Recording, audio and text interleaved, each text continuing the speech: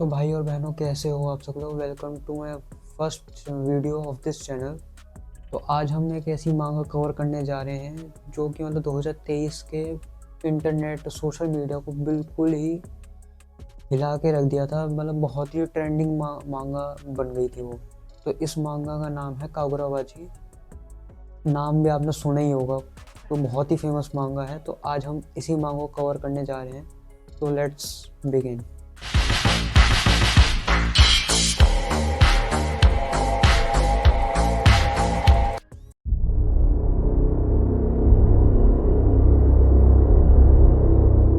इसके पहले के 10 चैप्टर्स में ही हमें बहुत सारे क्रेजी प्लॉट्स मिल जाते हैं, ट्विस्ट मिल जाते हैं, एक्शन मिल जाता है, डार्क मैजिक स्वॉर्ड्स वगैरह।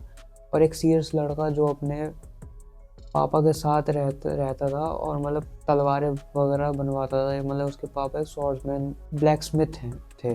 बहुत कंट्री बहुत ही फेमस ब्लैक स्मिथ थे। चलो फिर बिना टाइम वेस्ट करे हम अपनी स्टोरी को स्टार्ट करते हैं। शुरुआत होती है कहानी के इस बहुत ही बिटर स्वीट फ्लैशबैक से और हम यहाँ पे अपने मेन कैरेक्टर से मिलते हैं जिसका नाम है चिहिरो रुकोहिरा। हम अपने मेन कैरेक्टर को चिहिरो बुलाएंगे क्योंकि पूरा नाम बहुत ही कंफ्यूजिंग हो जाएगा। और यहीं पे हमें उसके डैड भी दिखाए जाते हैं जिनका नाम है कुनिशिगे। और उसके डैड बहुत ही फेमस स्वॉर्ड्स ब्लैक स्मिथ हैंगे इस कंट्री के, जो कि बहुत ही फेमस तलवारें वगैरह बनाते थे। तो अभी हम इस वक्त जो भी थोड़ी स्टोरी देख रहे हैं वो हम अपने मेन कैरेक्टर के पर्सपेक्टिव से देखेंगे। तो यहाँ हमारा मेन कैरेक्टर हमें बताता है कि उसके जो डैड थे वो बहुत ही फेमस तलवार बनाने वाले थे, जिन्होंने बहुत ही पावरफुल तलवारें वगैरह बना रखी थी, जिनको कटानास कहते हैं हम। और उनके वर्ल्ड में इन कटानास का जो पावर वगैरह वो यूज़ करते हैं, मैजिकल पावर्स, उसको कहते हैं KOU को। एक मैजिकल जैसे स्वॉर्ड्स निकालते हैं तो उसमें कुछ पावर्स निकलती हैं, जैसे डीमन स्लेयर टाइप कुछ है, तो समझ सकते हैं आप। यहाँ पे हमें मेन कैरेक्टर बताता है जो उसके डैड थे कुनिशिगे, वो बहुत ही जेंटल टाइप के इंसान थे, बहुत काम नेचर के इंसान थे। और वो उनका वैसे एक मकसद रहता था कि जो भी वो स्वॉर्ड्स बना रहे हैं वो हमेशा अच्छे हाथों में ही रहे, ना कि इस दुनिया की बर्बादी के लिए बने।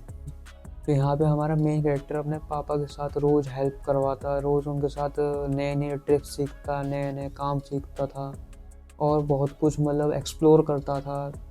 मतलब उसके हमारे मेन कैरेक्टर की लाइफ में अभी तक सब कुछ अच्छा चल रहा था। आगे कहानी में हमें दिखाते हैं कि और क्या क्या है इसकी फैमिली में, क्या क्या ये करते थे। और यहाँ पे हमारा मेन कैरेक्टर बताता है कि उसके डैड को फिशेस बहुत पसंद थी।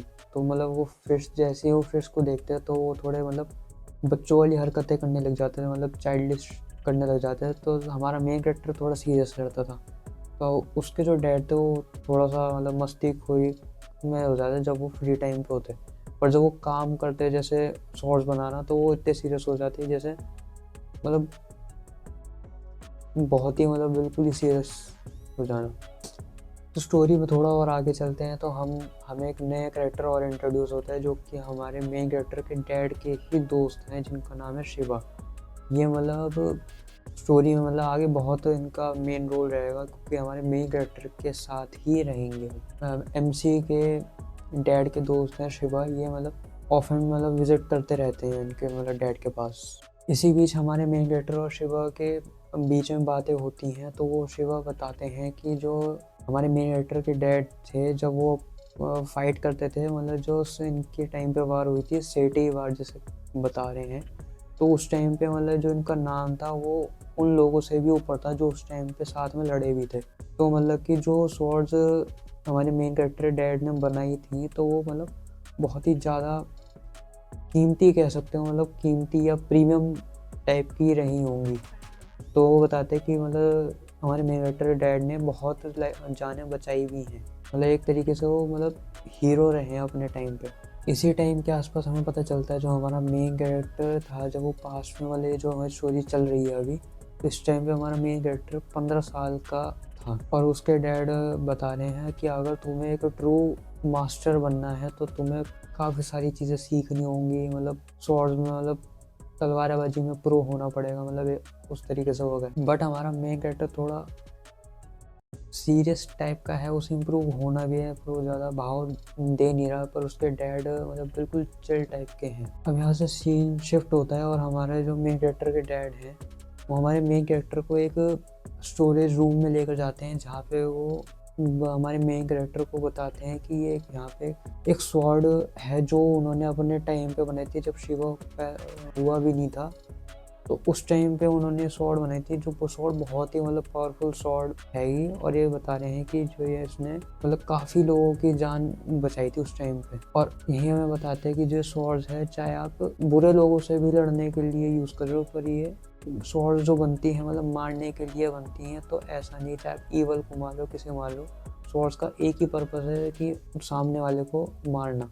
और वो बताते हैं कि जो स्वॉर्ड अगर तुम में हिम्मत है, जब भी आप स्वॉर्ड हाथ में लेते हो तो आपको पता ही आपको किसी न किसी को मारना पड़ेगा, तो आप उस क्या कहते हैं उस डेथ का आप बर्डन उठा सकते हो नहीं उठा सकते, तो ये भी डिपेंड करता है फाइट में।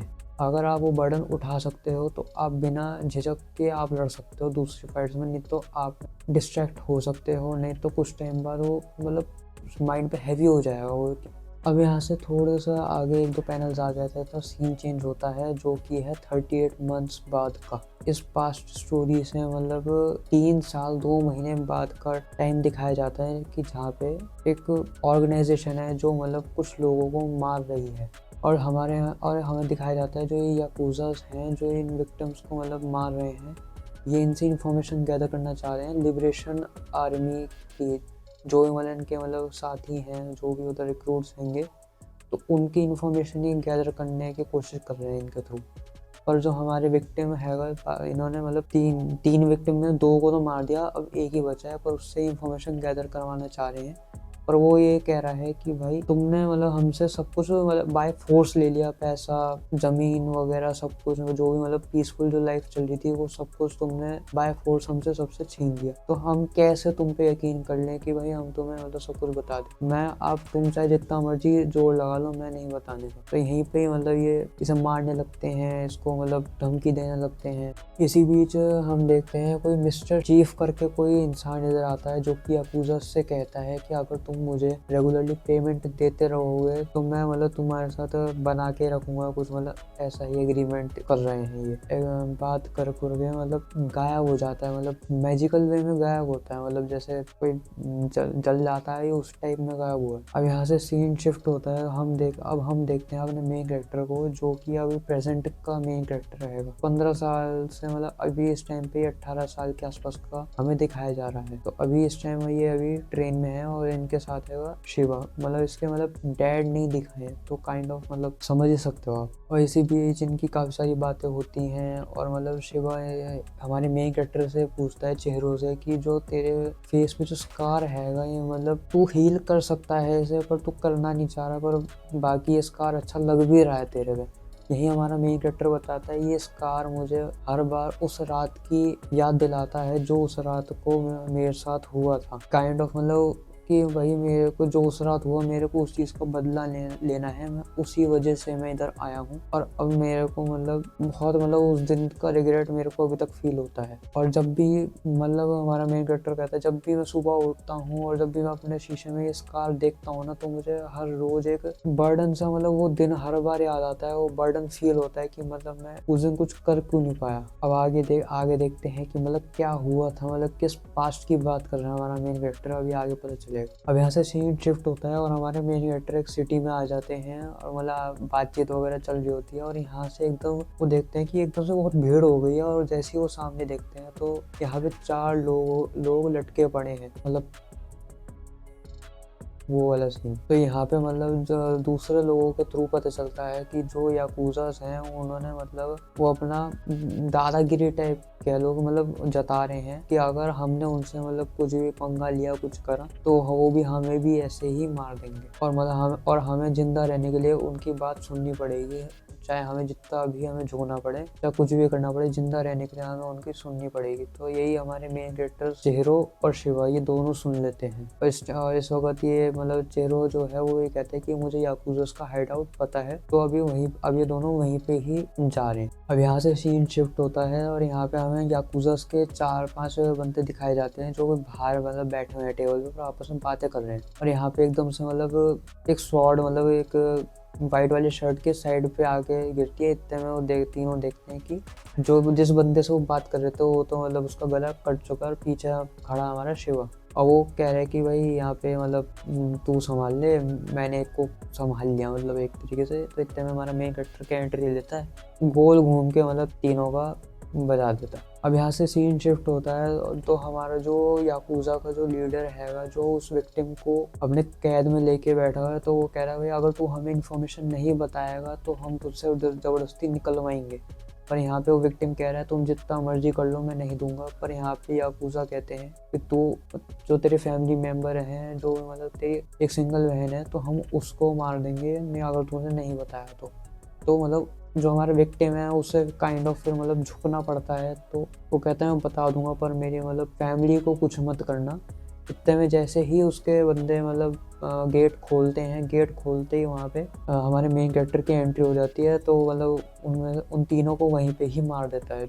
अब यहाँ पे याकुज़ा के जितने भी मतलब मेंबर्स हैं और ये इंक्लूडिंग लीडर, वो कहते हैं भाई कि तुमने इधर आके बहुत बड़ी गलती कर दी है और अब हम तुम्हें छोड़ेंगे नहीं। तो हमारा मेन कैरेक्टर कहता है कि भाई तुम सबको तो ख़त्म मैं करके ही रहूँगा, आज बिना ख़त्म करे मैं जाऊँगा नहीं। जो भी तुमने आज करा हैगा मतलब वो ये जो बाहर उन्होंने लटका दिया था ना, तो वही उसका भी थोड़ा वो करने आया है। तो ये अभी अपनी स्वॉर्ड खोलता है और बहुत ही मतलब डीमन स्लेयर टाइप का मतलब इधर फीलिंग आ रहा है। ये स्वॉर्ड मतलब निकालते हुए तो एंटेन कुछ करके कह रहा है, कुछ होगा मतलब जैसे डीमन स्लेयर में फॉर्म्स नहीं है, फर्स्ट फॉर्म सेकंड फॉर्म वगैरह अगर, तो वही होंगी इसमें भी कुछ, तो वो अलग नेम्स दे दी भाई। यहाँ पे फाइट होती है इनकी, काफ़ी सारे मतलब कूल पैनल्स वगैरह हैं, काफ़ी सारी फाइटिंग होती है। मतलब एक ही स्लैश में काफ़ी सारे मल्टीपल लोगों को ख़त्म कर देना, सब कुछ उड़ उड़ के मारना, काफ़ी सारा एक्शन वगैरह इस अभी एक्शन दिखाया जा रहा है। तो इसी के आगे शिफ्ट होते हैं। तो अभी मतलब हमारे मेन कैरेक्टर ने सबको मार दिया और उसे एक लीडर ही बचा रह गया है और एक विक्टिम बच गया।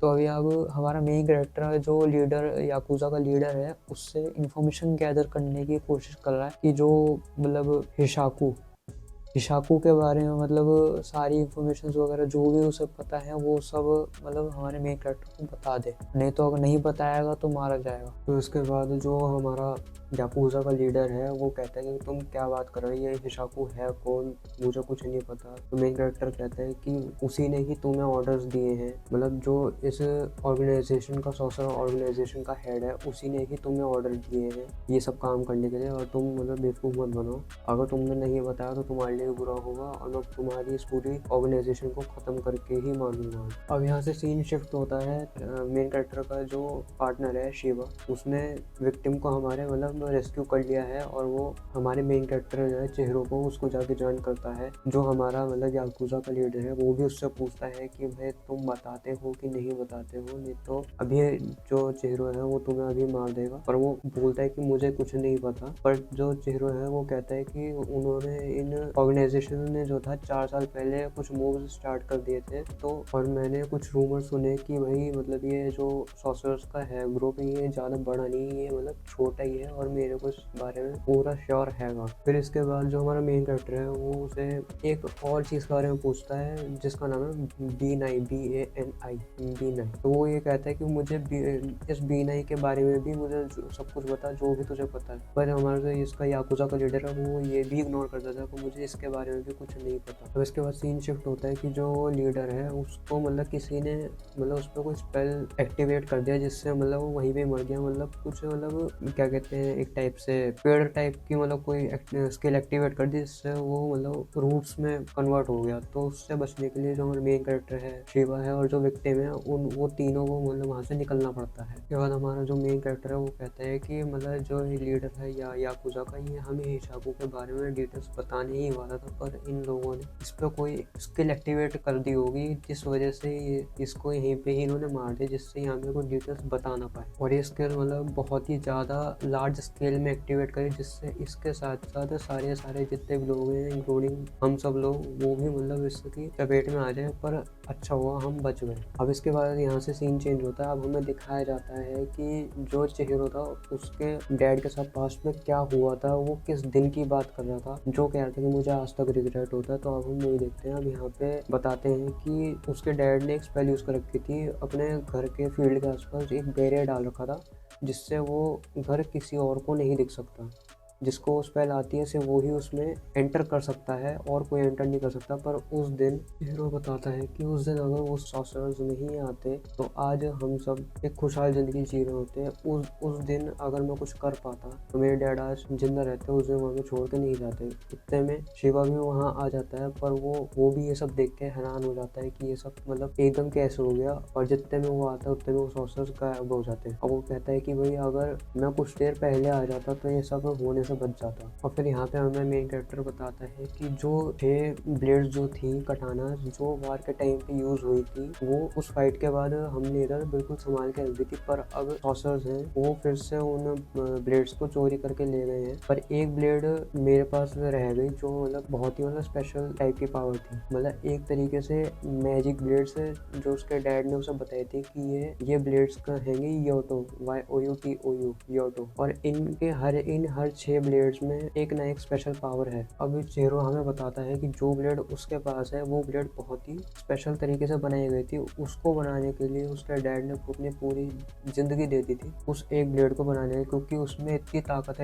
है जितनी मतलब बाकी ब्लेड्स में नहीं है। तो वो ब्लेड इसके पास बच गई थी, तो वो क्योंकि वो सॉर्सरर को मिल ही नहीं पाई थी। और अब हमारे मेन कैरेक्टर का जो मेन गोल है वो इन सारी कटानास को ढूंढना है जल्द से जल्द, जिससे कि ज़्यादा डिस्ट्रक्शन ना हो पाए।